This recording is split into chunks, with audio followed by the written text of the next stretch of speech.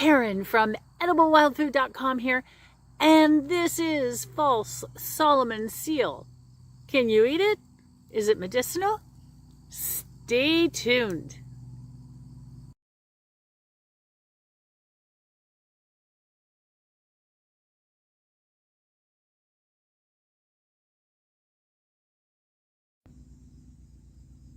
So this is Meanthemum racemosium, and it's native to pretty much every corner of North America.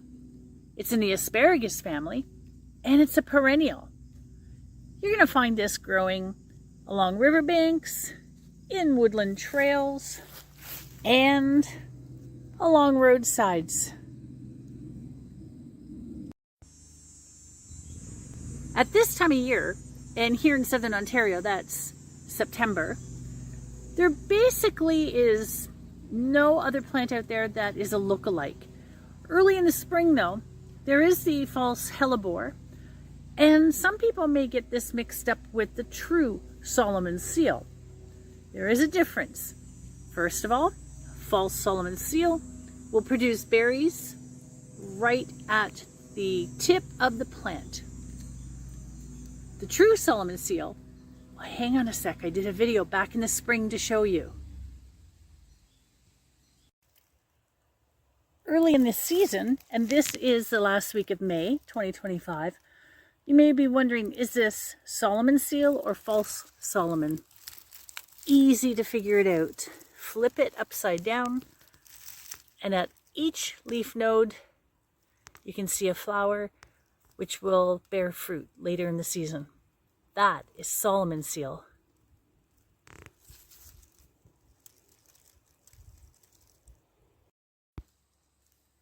False Solomon seal apparently is a cooling herb.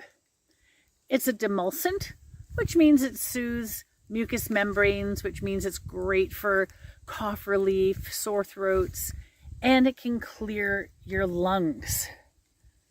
It's an expectorant, and apparently, and I believe it is the leaves that are used, I could be wrong, but it is known to repair joints by lubricating them, and that's done through a tea or a tincture. Now, if you have a rash, or if you have chronic itching because of maybe a mosquito bite or something, you can take these leaves, you boil them, let them cool down first, and then apply it to the affected area. And apparently, these leaves may also have analgesic properties, but I don't know about that for sure. I haven't been able to confirm it.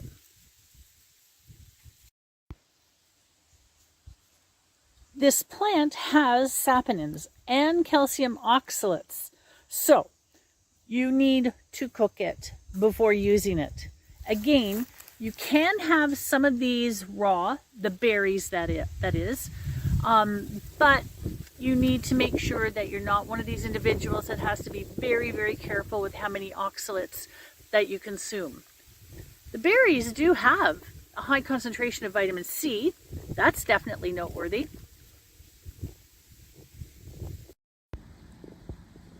A big word of caution as you are picking berries.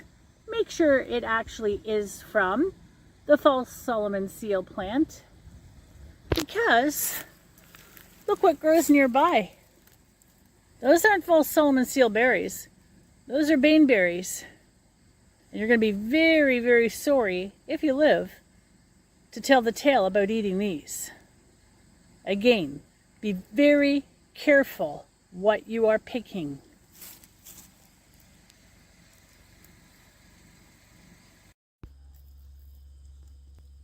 Early in the season, when the flowers have been pollinated and the seed production begins, you're going to see green berries. And they give way to kind of like a green coppery color. Then they go into this mottled appearance, almost spotted. And then, of course, when we want to use them, we want them totally ripe, which is that brilliant red.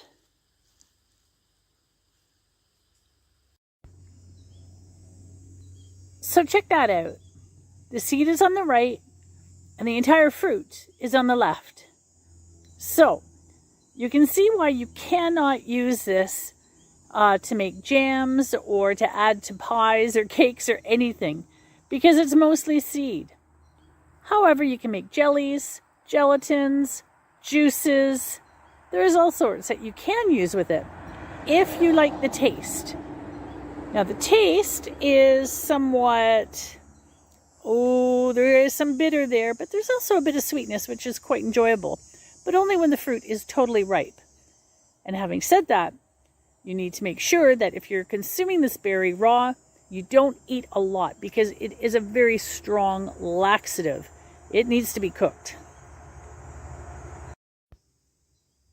Young shoots in the springtime can be used like asparagus, but I would only recommend doing that unless you are pretty much a professional forager or botanist and you know exactly how to identify this plant in the springtime, because the last thing you want to do is think you know what the false Solomon seal looks like in the springtime and you've made a mistake.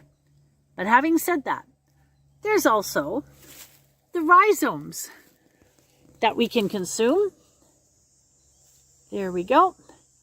They're fleshy, they're kind of like a potato, and that's how you would cook them and use them. If you want more detailed information on the identification of this plant, please go to my website. The link is in the description below. Also are a couple of links to recipes that I've already created using the false Solomon seal berry. Right now, I'm going to gather all the ones that I can find here, which really aren't a lot, and I'm going to play with them in the kitchen, see what I can come up with. And if I'm successful with anything, I'll be sure to put it at the end of the video.